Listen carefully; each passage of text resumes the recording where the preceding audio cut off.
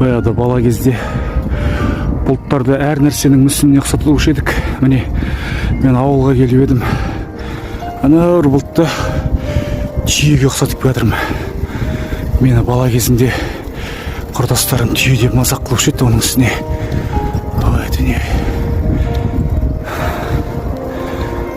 Жаңа түйе дейтін негізі қасиетті мал ғой. Өзі сондай жершіл келеді. Туған жеріне қарай тартып тұратын үнемі. Түйе болсақ түйе болармыз, біз де ауылға жиі келеміз.